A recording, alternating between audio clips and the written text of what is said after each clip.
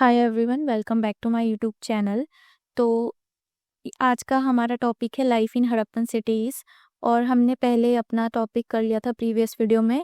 Harappan civilisation के जो थोड़े से बेसिक पॉइंट्स थे हमने वो करे थे।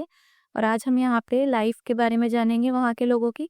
तो ये जो टॉपिक है ये जीएस का सेक्शन में करा रही हूँ। आरआरबी के एग्जाम्स के लिए बहुत ज़्यादा इंपॉर्टेंट है। आरआरबी के जो अभी टीचर वाले एग्जाम्स है पीआरटी टीजीटी के लिए, ये उनमें बहुत ज़्यादा ही हेल्पफुल होंगे। प्लस सीटेट वगैरह पेपर 2 में जो बच्चे प्रिपरेशन कर रहे हैं उसमें भी ये हेल्पफुल है। बाकी अदर जो भी एग्जाम्स है उसमें जीएस सेक्शन है, तो ये उसका बेसिक टॉपिक है। और आरआरबी भी जो एग्ज़ाम आ रहा है उसके लिए बहुत ज़्यादा इंपॉर्टेंट होने वाले हैं। बहुत ज़्यादा बेसिक नोट्स होंगे, तो इसमें कुछ ज़्यादा है नहीं, मैंने ईजी नोट्स तैयार करे हैं।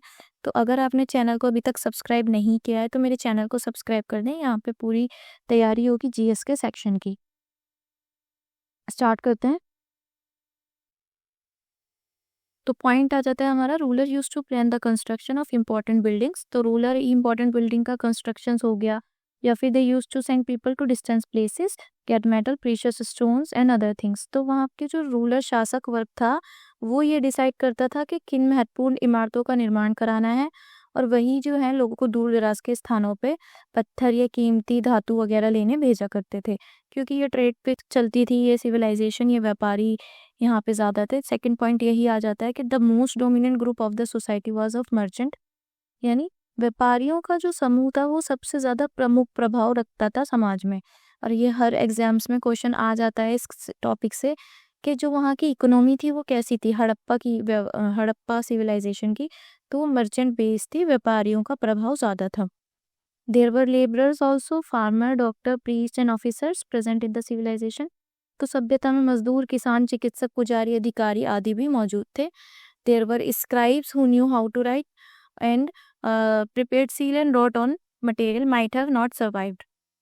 तो वहाँ पे जो है मुंशी भी हुआ करते थे जो लिखना जानते थे, यानी वहाँ के लोगों को लिखने का भी पता था, उन्हें नॉलेज थी, यानी वहाँ से स्क्रिप्ट भी मिली है, लिपि भी मिली है।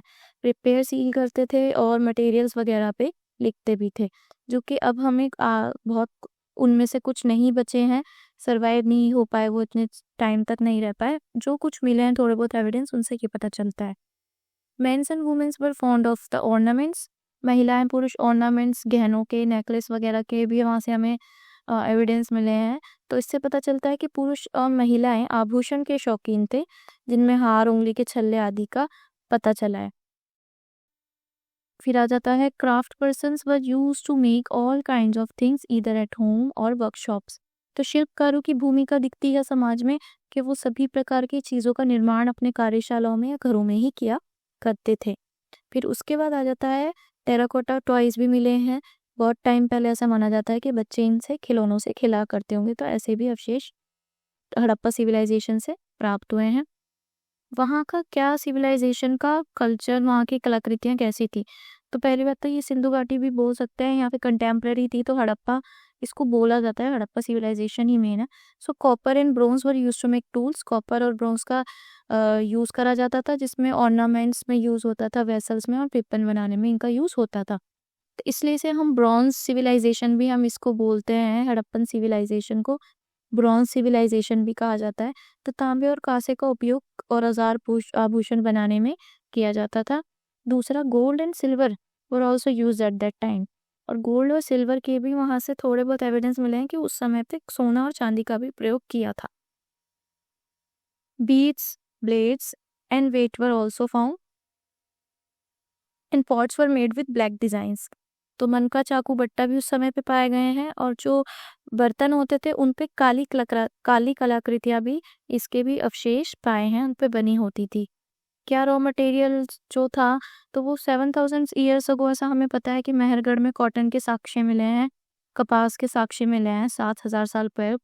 तो मोहनजोदाड़ो से जो है क्लॉथ ऑफ पीस पर फाउंड, वहाँ से कपड़े का साक्ष्य भी मिला है मोहनजोदाड़ो से, जिसमें क्या है, एक बर्तन सिल्वर के बर्तन पर ढका हुआ है, और कुछ कॉपर ऑब्जेक्ट्स भी वहाँ से प्राप्त हुए हैं। तो मोहनजोदाड़ो में कपड़े के टुकड़े, ढक्कन के साथ चांदी के फूलदान, तांबे की वस्तुएं आदि जुड़े पाए गए हैं। Food consume by Harappan cities peoples, कौन सा वहाँ के लोग क्या भोजन खाते थे? तो farmer supply grains to people such as wheat, barley, rice, sesame, linseed and mustards. तो किसान जो है गेहूं, जौ, चावल, तिल, सरसों, अनाज की खेती आदि करते भी थे और ये इनका भोजन भी था।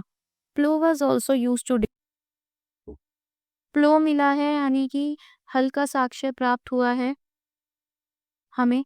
तो वहाँ पे ये भी पता चलता है कि खेती बाड़ी के लिए हल का इस्तेमाल किया जाता था। उसके बाद आ जाता है Harappan Rudyard sheep, God, buffalo and cows.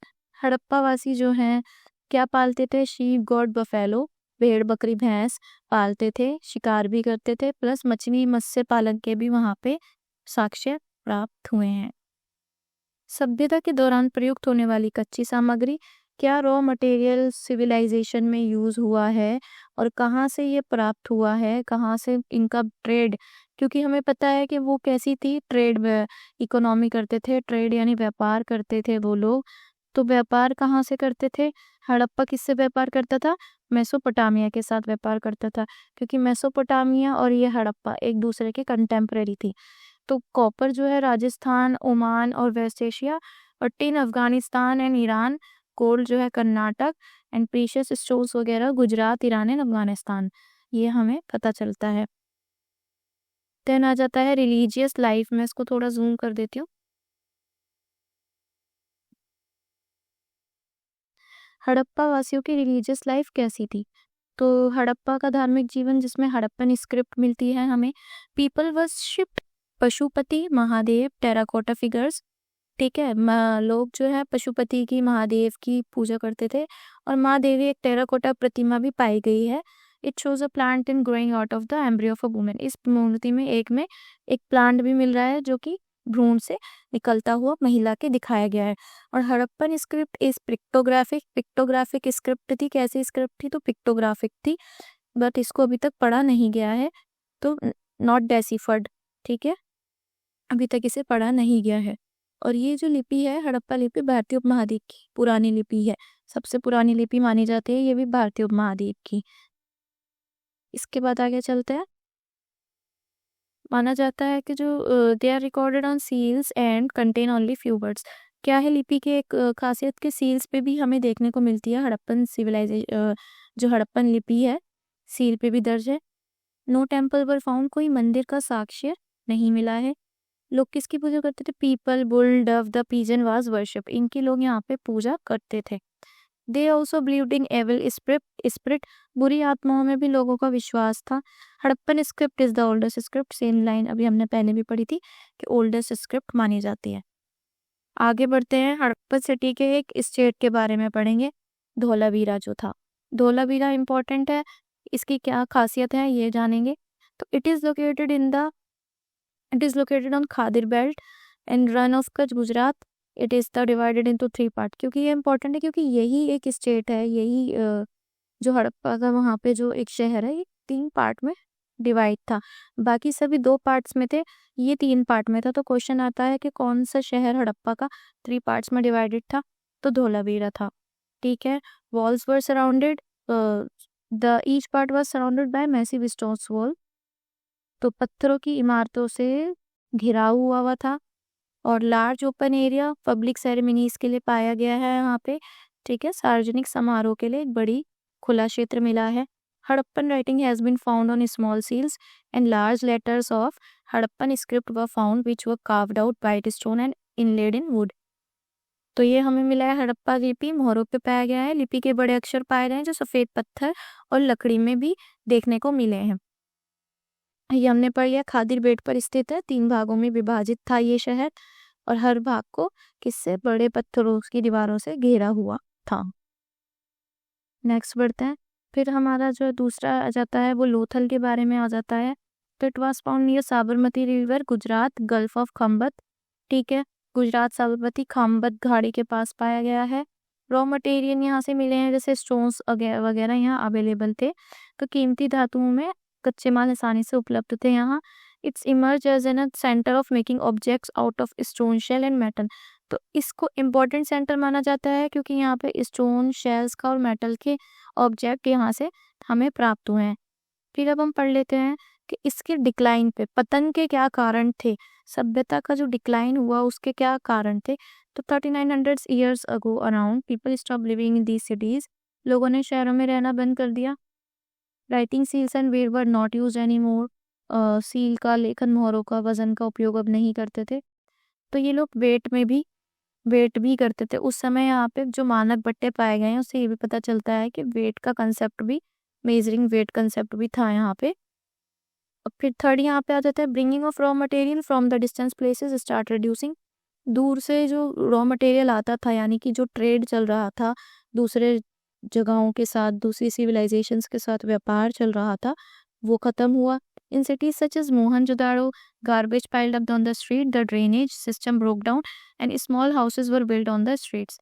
हमने प्रीवियस वीडियो में मोहनजोदाड़ो के बारे में पढ़ा था, वहाँ पे ड्रेनेज सिस्टम था, तो माना जाता है, और वो एक शहरी सभ्यता मानी जाती है मोहनजोदाड़ो को, तो माना जाता है कि वहाँ पे ये ब्रोक डाउन हो गया, ये सिस्टम फिर ज़्यादा दिन नहीं चल पाया, इसलिए व्यवस्था वहाँ की चरमरा गई, एडमिनिस्ट्रेशन सिस्टम जो है वहाँ का खराब हुआ। तो why did all this happen, क्यों हुआ? Uncertain about concrete reasons, various scholar have suggested the following reasons.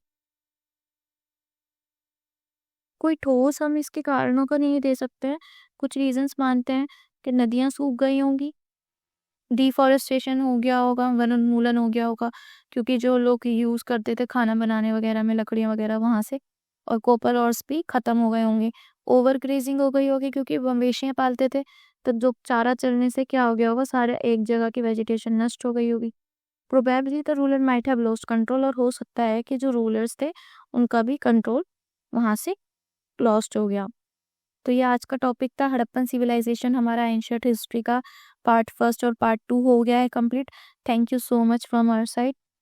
Kindly subscribe our channel, अगर आपने सब्सक्राइब नहीं किया तो प्लीज़ सब्सक्राइब कर दें, क्योंकि चैनल पे आपको जीएस का सेक्शन पूरा कंप्लीट हो जाएगा। टीचिंग के जितने भी एग्ज़ाम्स हैं और सीटेट वगैरह हो गए, बाकी अदर कॉम्पिटिटिव एग्ज़ाम्स हैं, तो उसमें हम जीएस यहाँ पे करेंगे। और ये बहुत ज़्यादा बेसिक और important points cut to cut है, क्योंकि ज़्यादा इसमें कुछ कहानी नहीं है, तो एक्सप्लेनेशन के साथ जो है आपको यहीं पे मिलेंगे। तो सब्सक्राइब करें चैनल को। Thank you so much. Next video जल्दी अपलोड होगी, जब तक के लिए take care and bye bye.